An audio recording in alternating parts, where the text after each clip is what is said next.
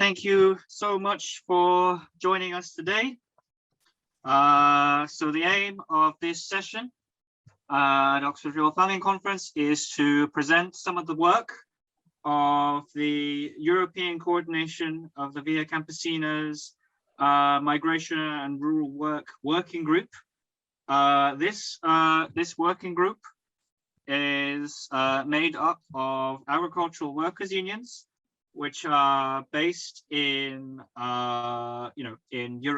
Europe and North Africa, and as well as their supporters in countries which import produce from these countries. The relationship that a lot of these countries have with supermarkets in Northern European countries like the UK, France, and Germany is one that's very extractive and exploitative. And the aim of our group is to build solidarity between unions and Laurent, if you could stop sharing your screen for a moment just before your presentation starts.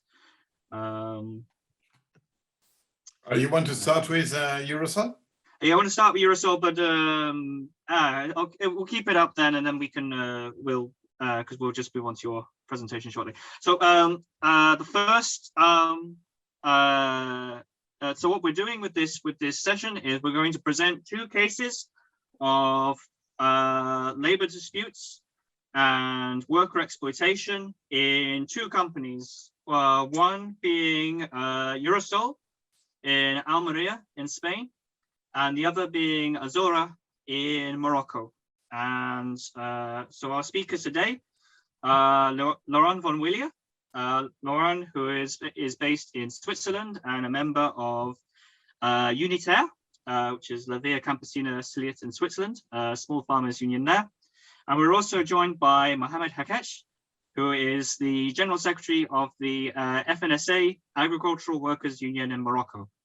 So first of all, if we could hear from Laurent about the case at Eurosol, that would be great. Thank you. Take it away, Laurent. Okay, just one question. You see the presentation on the screen? Yes. Okay. So maybe I will introduce myself in a few words. I am an agronomist, a Swiss agronomist, and I'm busy with sustainability issues since a lot of time. I think social responsibility is a very important subject. I'm a member of Unitaire. Unitaire was originally an association, a trade union of farmers, but they opened to consumers and other people, but the majority of Unitaire are farmers wishing a radical change in agriculture toward agroecology and agriculture with less inputs and more sustainability. And Unitaire is member of La Via Campesina. La Via Campesina is trying to coordinate a lot of things in Europe. And we have formed a commercial pressure group, as Catherine said, which tries to gather information essentially now in Spain and in Morocco. Later, we will have also to integrate Italy, France, because there are plenty places where there are a lot of problems with workers. Those who are providing the food are working at very cheap conditions, bad conditions. Precarity is always here. You work today, but you never know if you will be working tomorrow. And I think we will hear after from Mohammed, the case of Azora. There's a strong conflict ongoing there, and it's very important to support the workers there in Morocco. Now, what I will present is a case in Spain. The company is called Eurosol, and it's a case of open violation of labor rights against the Spanish law, against the agreement. There's a labor agreement in the province of Almería. Almería is a hotspot in intensive agriculture and in a long tradition of violation of human rights. And in this case, Eurosol, you will see they really did things you would think it's not possible. And the question is, what do we do to maintain precarious conditions in farms? Yes, well, this is agroecologic. It was another presentation, excuse me. Now, I don't see everything. Okay, the case is, look at my papers. Eurosol has a farm. Eurosol is a huge group, but on one farm, there were 50 workers were working, mostly from Ukraine and Romania, from Eastern countries for a long time. And they had elected a committee, a workers' committee, like it is in the Spanish right. You have the right to elect a workers' committee to represent yourself against the management. And the 50 workers, last end of the, maybe I have to explain that you in Spain, you or in Mediterranean area, you mostly work in the winter because you're providing vegetables which are not growing neither in Britain or in Germany, nor in Switzerland, or in France. In the winter, you have tomatoes, you have cucumbers, you have everything growing in the winter, and the season goes up to May, June. In June, you take the plants away and to prepare everything. Then you go to holiday and you come back in September. And the 50 workers there, they saw in May 50 new workers arriving. In fact, the workers were most from Eastern Europe, but the 50 new workers were for Africa. Are hired, and they wondered why do they hire 50 workers more? And it was a change. The management just wanted to change the workforce, partly at least, because they didn't like that the workers had chosen a committee to represent them. And then the trade union and the members of the workers' committee went to the management and said, hey, could we have a look at the contracts of the new workers? And the management refused to show the contracts, and you can guess why, because probably we never saw the contract. Nobody saw the contract, but you can guess it was, they were not conform with the Spanish law and with the local agreement on working conditions, convenio colectivo de Almería, de agricultura. So, Laurent, sorry, the interpreters are requesting that you speak French. Is that okay? Ah bon, d'accord. Alors, je vais parler français, ouais. Donc, okay, yes, so I'll speak in French.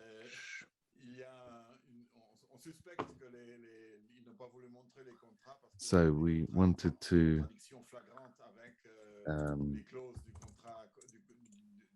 so there was a clear clash in terms of the collective bargaining that had been reached in Almería. Now, at the end of last season, there were very difficult negotiations that took place, and regarding some clauses of the contract said that when the workers go on holiday, they are paid full salary, but the company did not want to pay this full salary. Furthermore, people, according to Spanish law, had the right to more benefits, but they were not allowed their morning break. So this meant that the negotiations did not reach a positive end, and the trade union brought this case to the social court of Almería, and at that point a sentence was ruled saying that holiday pay had to be paid in full, and that this morning break was also necessary because that was part of the collective agreement with the Almería authorities. And they said that in 2015 this would come to an end, and then it was never renewed with the traditional trade union and the Employers Federation. It was not renewed because the Employers Federation did not want to renew it, but on a legal level, the collective agreement continues to be applied. It's still in force. So this means that lawyers based themselves on this collective agreement from 2015 to reach the judgment of this court case. And in most of the farms, the holiday pay was not paid or not paid in full, and the morning break was not paid either. And they finally did receive official confirmation to say that the aspects included in the collective agreement had to actually be granted to the workers. And then following the break, the African workers were hired right up until the morning break, and I think they did some work. They did a few tasks to clear away the plants that were left over. And then when people came back from holidays, the company fired several workers, including the workers who had been there with several years of experience, and they continued refusing to negotiate with the workers, and they fired several workers, and this created a climate of fear among the workers who had been working for a number of years, actually. And this meant that there were endless maneuvers taking place. So if the management was not happy with you, then management would send you off to do very unpleasant tasks. You wouldn't be able to be with the main team. You would be separated, and you'd have to work alone. So there were several measures to punish the workers that the management were not happy with, even those who had been working for a long time. And then at the end of the season, in the month of May, the manager of the farm organized the African workers and got them to sign a document which requested the abolition of the committee of the workers that the workers had elected 2 or 3 years previously. So the new workers asked for this to be abolished, and there was a long list. If you look at the names, you can see that these are very clearly African names. It's Abubakar or similar names. These are people from Mali, Senegal, and it's very clear that the company got these people together and got them to sign a list saying that they would replace the Works Council, the committee elected by the workers. So this is an attack against the workers, against their right to have a trade union, to have representation through collective bargaining, and to have trade union representation. And this is indeed something which had been agreed. It has been agreed by the ILO, the International Labour Organization. It is enshrined at international level there, also in Spanish law and in the local Almería legislation as well. Following this, the manager of the farm decided to organize a meeting in the month of August, and this was to ask for the workers' committee to be abolished, the committee that the workers had organized. And this failed because there was a majority that would have been needed to do this, and the workers were still there. They then were up to date. They were aware of what was happening. So that's the situation as it stands at the moment. And well, normally what they try to do is that they try to prevent the election of workers in the farm. And the new tactic, on the other hand, is to eliminate the committee organized by SOCSAT. Now, SOCSAT is a trade union which tries to protect decent working conditions. And now there are 2 Spanish trade unions. So there's the official trade union, which is Comisiones Obreras, which is a national trade union. And then there's another one as well. And they haven't done a lot for workers in the fields. These are big trade unions which are led which work mainly in different areas, and their tactic up until now had been to eliminate the committees that had been elected because they were under the control of SOCSAT, and they wanted to have a new trade union committee elected with their own people. So this is the conclusion that had been reached, that we have set up a pressure group which brings together these elements of information, and in England, in the UK, there is work being done with the trade initiative. So this brings together Tesco's, Sainsbury's, and others. And Catherine did this.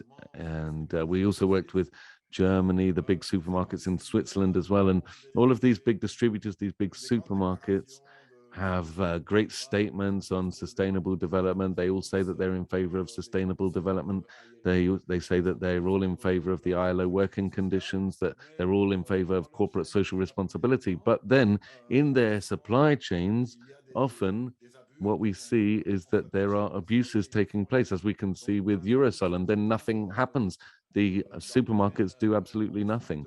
And so we are now calling upon the large supermarkets to pay greater attention to this, to put questions to Eurosol, to bring pressure to bear against them and against other similar companies, asking them not to make use of this type of supply chain and to actually fall in line with the ILO convention and its provisions. So this is what I wanted to say with Eurosol. I'm not really up to date on the most recent developments because clearly the company wants to eliminate the committee and it wants to elect another one with the help of workers. Now, the African workers are clearly not up to date on this, and for them, Europe is a new area that they don't understand. They want to join the workforce, but they find that it's very difficult, and this is a very difficult struggle, a social struggle for them. So that's all I had to say on that. Thank you very much. Thanks so much, Laurent. I think this is a clear example of how the lengths even a company which, like Eurosol, which claims to be a sustainable agricultural company, claims to meet all of these international standards, the lengths it will go to dismiss workers who have managed to organize themselves and win certain rights of representation. And it is therefore, if we are to allow these, if we are to keep these rights, if we are to ensure that workers are allowed to organize, we must support each other. We must support these workers in struggle, especially because otherwise we will lose the right to organize. Next, I'd like to call on Mohammed Haekch to talk about a very similar social struggle happening at the moment in Souss Massa in Morocco.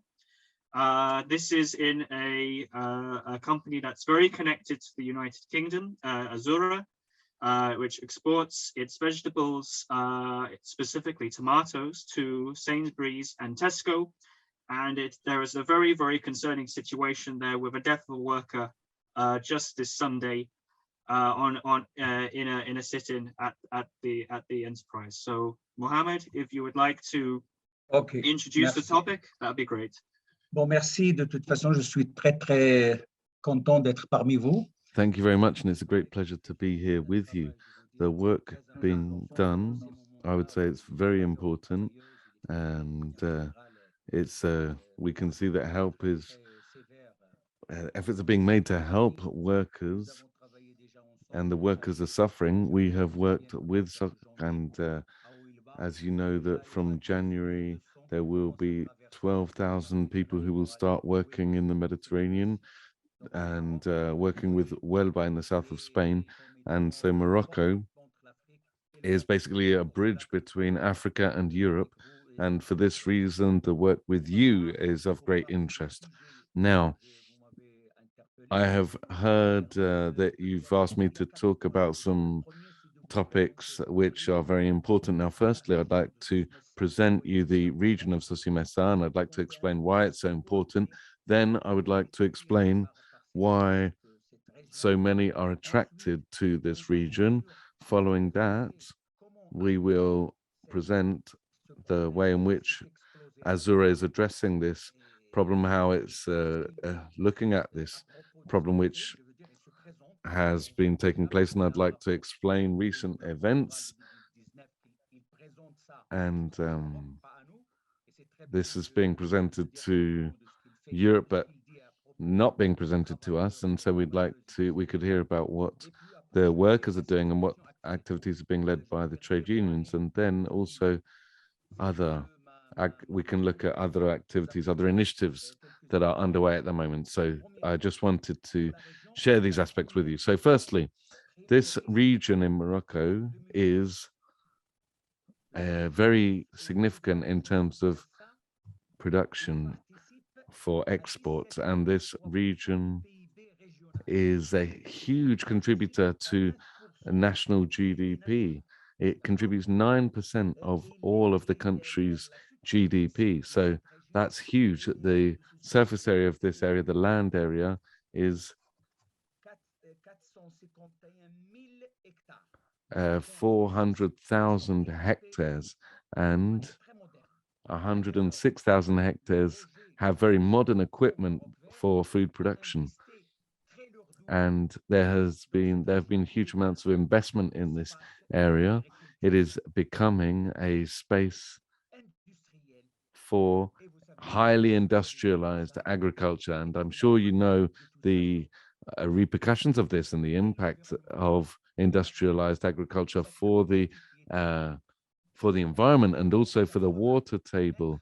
The water table, which goes down 80 meters at the moment.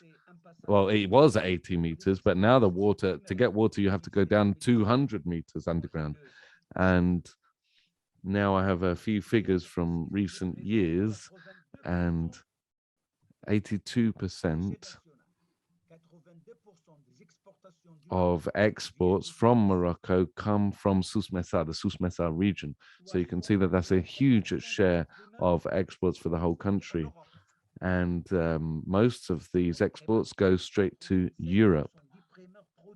So 87% of the fresh goods go to Europe, and that is why it's so important to talk about these issues. And then as for citrus fruits, 43% of exports of citrus fruits go to Europe. A large amount goes to Russia as well. So these are the figures. This is how important this region is for the capitalist economy. And it's said that this region is a land of excellence for capitalist investment. Now, why is this? Because it is so fertile? Is it because of the sun? Is it because there are low salaries? Is it because there's so much poverty? There's complicity from the authorities because of the tax breaks, because of the ease of transferring money? Well, all of these are aspects which make it so much easier for capitalist companies, and that's why there is so much capitalist investment, and that's why the export empire has been built in this area. And that's why we have these Dutch companies, or plenty of others that I could mention, that have come into the area. And so it is an export empire based in this region of Morocco. Now, let's look at a historic an overview of their history. So this started in the 1990s. We as a trade union were there. We started our work in the area in 2004.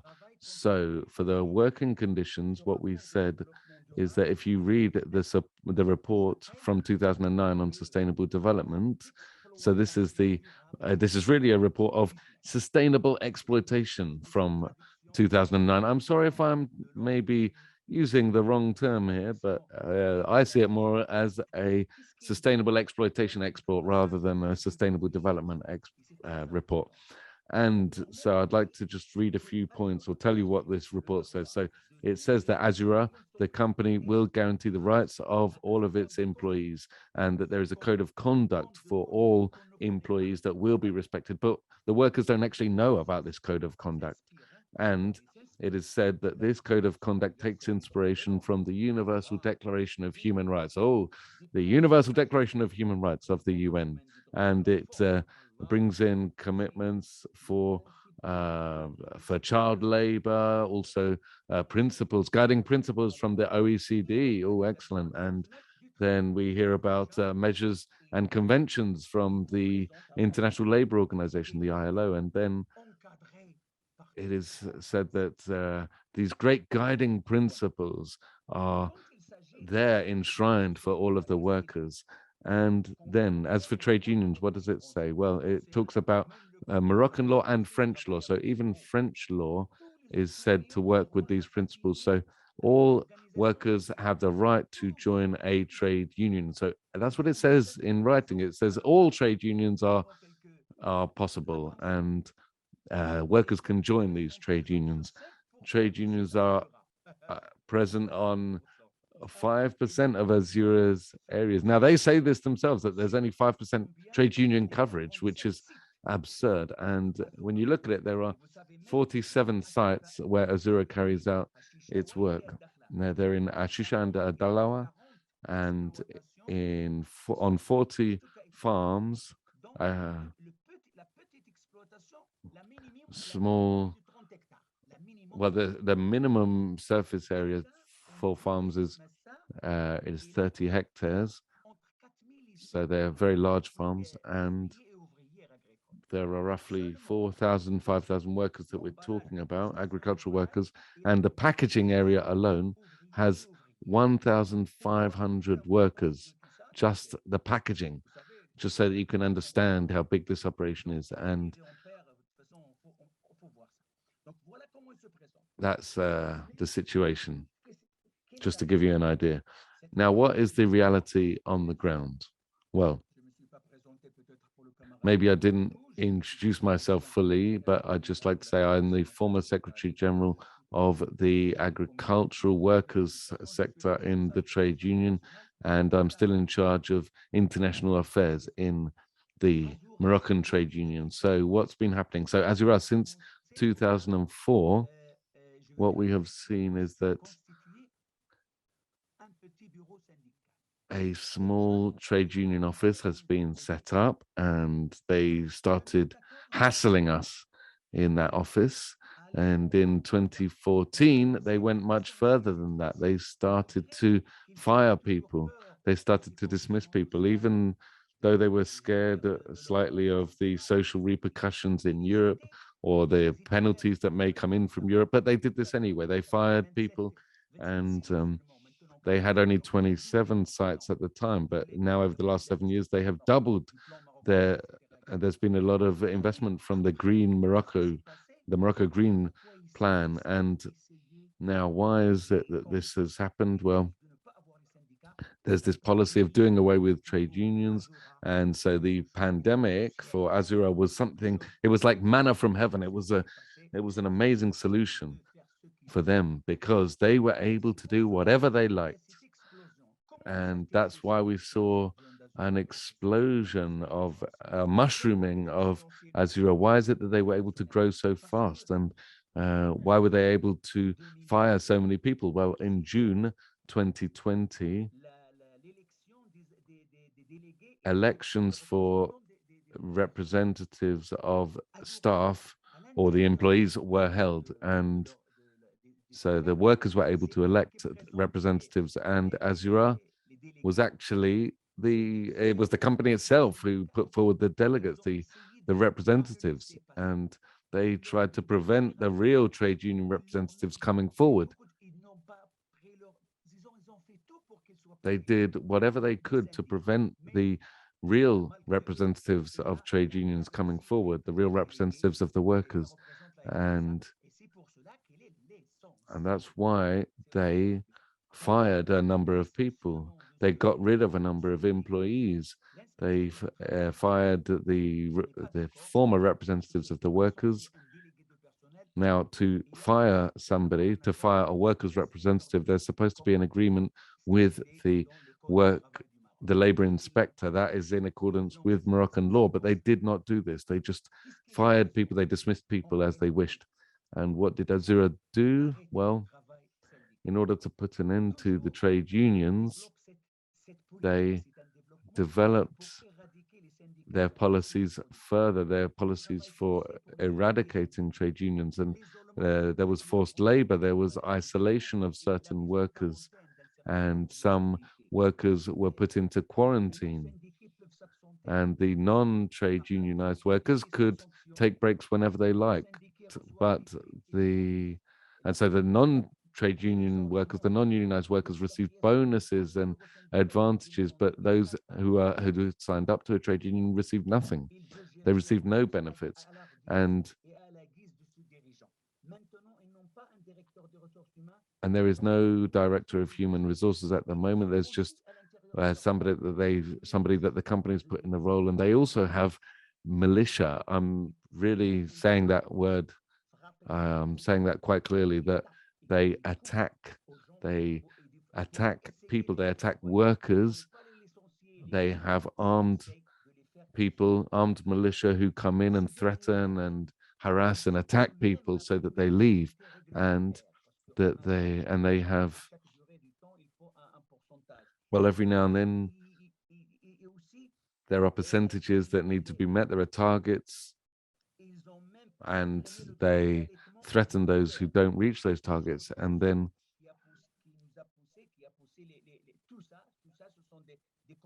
all of this, well, these are conditions that have pushed workers to raise their voices. They are holding sit-ins and demonstrations.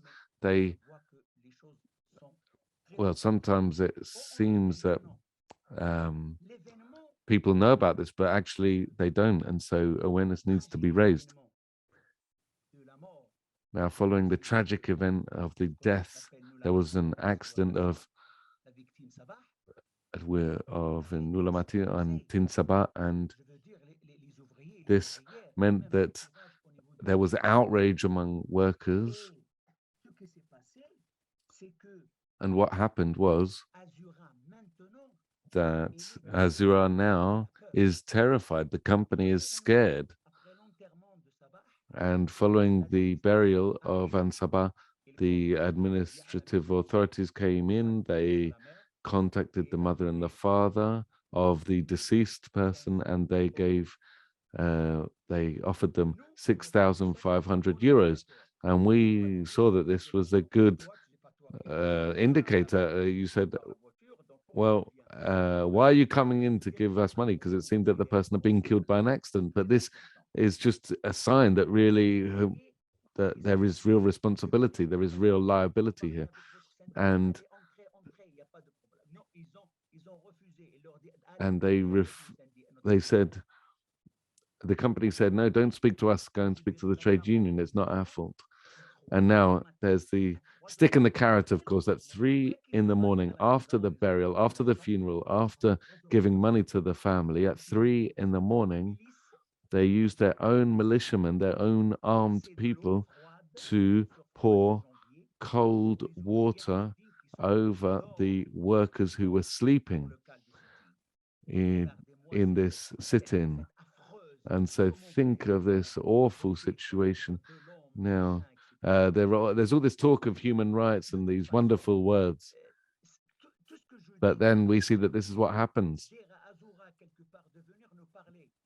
Now, Azura can imagine if you send a journalist to go and actually see what's happening there with this company. It terrifies them, and they say, well, we could have a journalist coming in from Europe to actually look at what is happening. This is what we've been asking for. We've been asking for them to let journalists in. Well, now what we see happening is, well, Via Campesina is working on this a huge amount. We're looking at the multinationals, the transnationals, and the work that they are doing. They have called upon the service of G4S, this private company from the UK. Now, G4S is normally there for providing transport services or for providing guards or protection, but they're not there to harass workers. They shouldn't be, at least. And we had G4S coming in, and someone has to say something to G4S. It's absolutely awful what they have been doing. Now they came in to disperse this sit-in. Now, what have we been trying to do recently? Well, the situation is that we have been trying to keep this sit-in going. We wanted to keep the protest going. Azura tried to disperse everybody. They tried to get rid of people because they find it embarrassing, they find it bothersome, and international attention there must be international attention here. And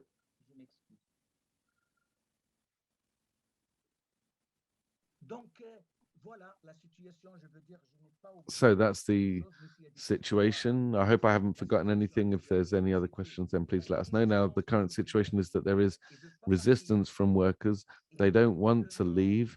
They're putting up resistance there. And now there are a lot of workers who are coming in from elsewhere, who are trying to show solidarity, trying to defend these workers in this region. And we're going to try to also bring pressure to bear so as to ensure that the authorities understand this situation. The situation is serious, and people are allowed to do what they want. The company accumulates millions in profit, and I saw figures recently about the thousands or millions in profit that the companies earn, and it's just a small number of farms, but they are earning money off of the workers, really, and they're suffering. That's what is happening. I apologize if I'm a bit agitated and emotional in my words, but I can't. That's the only way I can express myself. Thank you. Thank you so much, Mohammed, for that update on an extremely important social struggle going on at the moment. This is sit-ins have been happening outside Azura's HQ in Ait Baha since, I think, the 8th of December, when union representatives were dismissed from the Marissa 9 farm. And it's the way that these workers have been treated is appalling. And again, this is for produce that is sold and bought in the UK. You will notice when you go into supermarkets in the UK more and more that you are seeing more and more produce from Morocco. There has been a new association agreement agreed very recently, just in the last month, between the UK and Morocco. The UK hosted the Moroccan foreign minister just here last month. And this is the reality of the produce that we see in our supermarkets. This is the conditions for the people that spend their lives producing that food. And the result is, because of the way Azura has acted, that a young worker of 30 years old who leaves behind 4 children has been killed. I'm very pleased to hear that there has been at least some compensation paid. Tu peux laisser Laurent me dire quelque chose, me traduire un peu. Maybe Laurent could translate a little bit what has been said there. Oh, yeah. Les petits éléments les plus importants. Tu allumes, Laurent, allume ton micro. Allume ton micro. Voilà. Il est un peu revenu sur la situation. Il dit un peu ce qu'il a dit. Et je pense qu'il a surtout...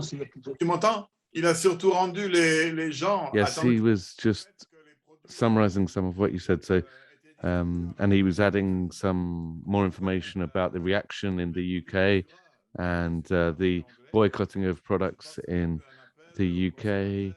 And really, it's a call for consumers. It's asking consumers to understand what goes on in the background in the production of the fruit and vegetables that they eat. So I think that's most of what he was saying just now.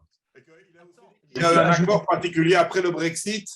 Après le Brexit, il y a un accord particulier. And then he said that following Brexit, there's an agreement between Morocco and the UK, and now exports from Morocco to the UK have increased because of the difficulties with the EU. I think that's what was also said.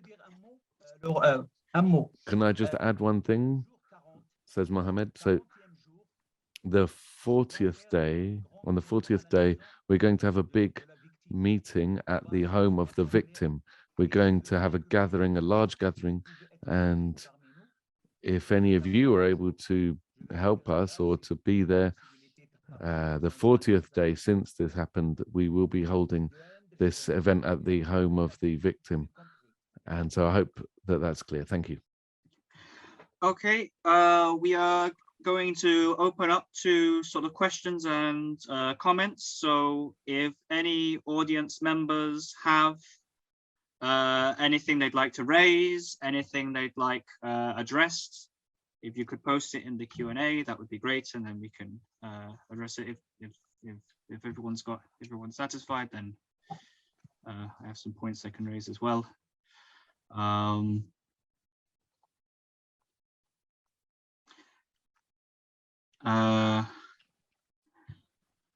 Yeah. Thank you very much, Brigitte.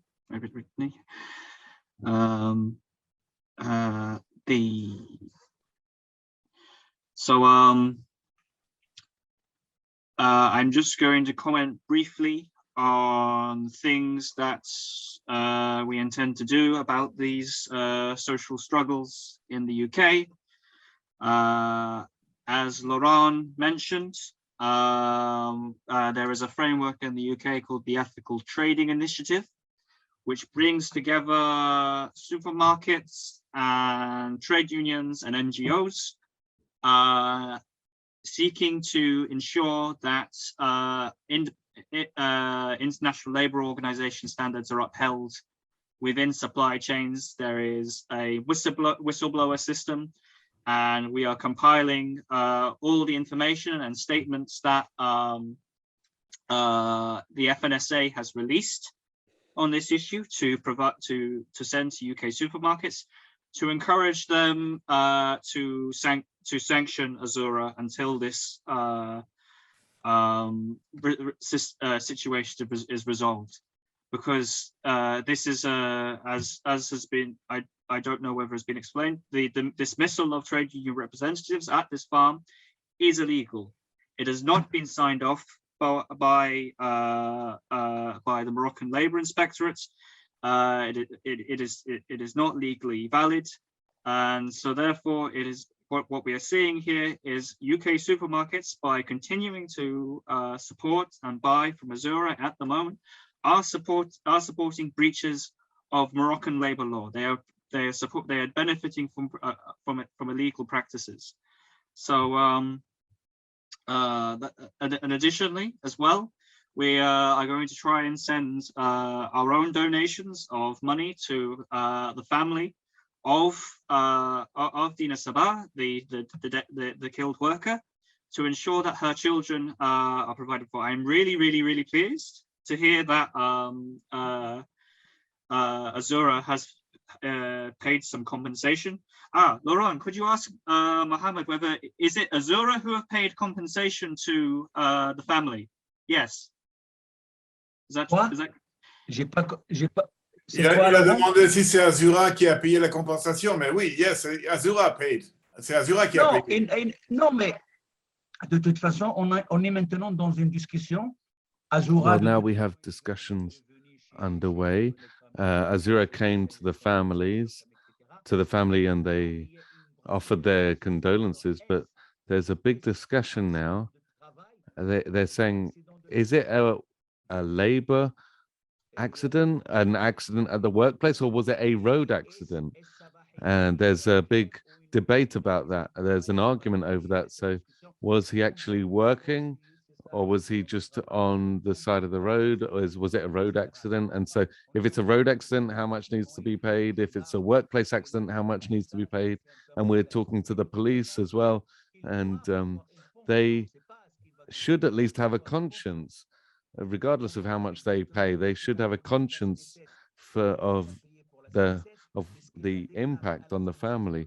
And there are lots of questions that need to be asked, and we can update you at a later stage. Thanks. National d'assurance, hein? So there's the National Insurance Scheme, the C and the National Social Security. So that's what the pension system basically in Okay. Morocco. Right, I see. Thanks. D'accord. Okay, great. Are there any questions from the audience? That is the in the background of Mohammed. That is the killed worker and her family.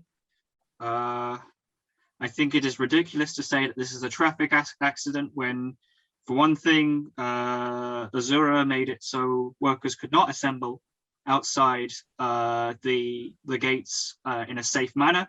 The gates go past, are just next to a very, very busy highway. And they parked cars in front of the gates to prevent workers from, assembling safely. So the idea that it could be just a car accident, and also, these protests would not even be happening if they reinstated the sacked workers and respected the agreements that they have with FNSA. I've just seen there is a question. Okay, from Becky Grove. So this is a question for yours. So everyday people in the UK in general seem to not have any awareness of these heartbreaking issues. And there's such little connection to food other than the supermarkets. So how can we put more of a spotlight on workers' issues in agriculture in the UK and Europe? I was wondering whether Laurent, do you have any? Laurent. Yeah. Laurent, qu'est-ce que vous faites? Et vous avez parlé des certificateurs de So Azura. you spoke about the certification for Azura, is that right? English? French. Yeah. Donc Mohammed vient de parler des certificateurs. So Mohammed has just talked about certification. Now, Azura is indeed certified, and it has certification for good standards, for social responsibility and other things. And then there's a British body from the ETI, which confirms the good conduct of a company, and they provide certification. So I know that ETI, well, there's a ETI whistleblower or something along those lines, and I think in the UK it will be really useful if we could approach ETI through the whistleblower channel, and we could ask for an intervention to take place. We could say, what does the audit actually say? What does it actually say here? I think that there are 30 farms in Agadir. There are different farms in Shishawa as well. And so when they carry out audits for this certification, they cannot possibly look at all 30 farms. They can't assess all of the farms. Maybe they just do 5 or 6 of them. So they can't see all of what's happening. And even when the social auditors come in, there are some of them who see some things, but they turn a blind eye to other things, or maybe things are hidden from them, or workers, the only workers that come forward to speak are those that are in agreement with the company, and so you don't hear any critical voices. And so it will be really interesting to approach ETI and understand more about this audit. And we could speak to the auditors, understand what has actually been done and said, and how this has taken place. And now in the UK, you have something that we don't have in Germany, France, or Switzerland. You have ETI, and you don't just have large retailers involved, but you also have trade unions and NGOs involved in ETI, and that means that there are many other possibilities for bringing pressure to bear. I think this is quite significant. And then certifiers, ETI and others, there's you can see in the shops, if you go, you can see the Azura label in supermarkets, and it says 0 residues or 0 waste, and so you can see that those labels by Azura, and then you can call up the consumer services, and that actually can cause a lot of pressure. They feel the pressure. If you just write a letter and say, we have seen this, well, that actually does have some pressure, and they don't like that. They don't like it when consumers raise awareness. They want all consumers to be positive and to love them and everything, and they want to speak about sustainable development goals and say that everything is wonderful, but then they feel very uncomfortable when we actually raise awareness on these more delicate issues. And so we try to do this. We try to shake things up a bit and make people aware of what's happening. And in Switzerland, well, they give us some answers. They try to tell half the truth when they give us some answers. But I think really we need to use these channels, these instruments that exist, so that we can raise awareness. I think, Laurent, est-ce que c'est possible que nous, ou surtout les ouvrières, would it be possible if we, or the workers at least, can share information with you that you can then send to Carrefour or Tesco's or Sainsbury's? We can send you a letter from the workers explaining their suffering, and we can sign it as well. We can have the workers signing it saying this is what is happening. Yes, that would be brilliant. Yes. Yeah. Et puis vous allez l'envoyer parce que moi, pourquoi je vous dis ça? Parce que je l'ai fait, moi. Now, why am I saying this? Well, because we had a big battle with a flour producer in Morocco, and I sent a letter to Carrefour, the big French supermarket, and we said that you may give a flour to your grandmother who is ill, or maybe a flour for your wife or your girlfriend, but look at what's happening behind the scenes to produce this flour. And they actually took note of this letter, and we saw a reaction in Paris. We saw people reacting to it. So this is something we could do as well with Azura. We could to have some kind of letter like that. I think that would be a brilliant idea as well. I think when it comes to sort of like building awareness for consumers in the UK, I think often there's a lot of cynicism, like, oh, there's not, even if people are aware that exploitation is happening, they don't feel that there's anything that can be done about it. But that is not true. People in the UK are very, very powerful on this. We as citizens of a first world country have more power than we really think that that we're aware of. We can really affect changes in other parts of the world if we are concerted on this.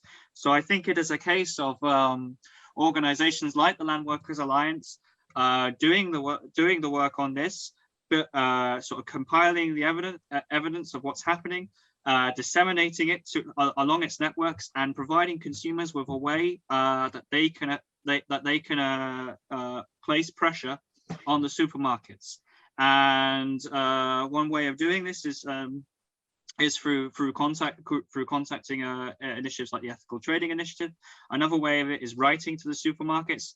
And I think by doing the work around this, by providing consumers with a way to do this, like model letters for consumers to fill in, to send to supermarkets, we can affect some change.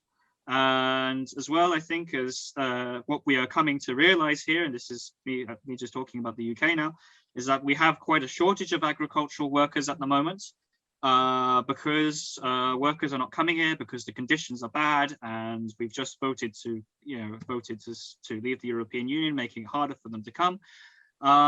We are suddenly realizing now that the people that pick our vegetables are people that they are people who will not come if they are not treated correctly. And I think that awareness is going to, as prices rise and we see shortages, that's going to become even deeper. And I think as well, like I think as Becky says, like a campaign that is able to humanize people and I think that this letter that Mohammed suggests from the workers to the UK supermarkets, I think is a very powerful tool. It's, you know, especially signed by the workers saying that, you know, this is what our conditions are and we deplore them.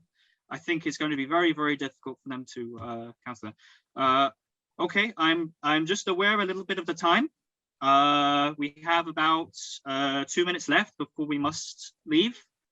So I just wanted to say thank you so much, Laurent and Mohammed. That was a wonderful meeting. I really appreciate all of the contributions you made. I also want to say a really huge thank you to Joe, our interpreter, who was not expecting to speak French. He was expecting to speak Spanish. So thank you so much for stepping in the last minute. You did an amazing job. Thank you so much. Okay.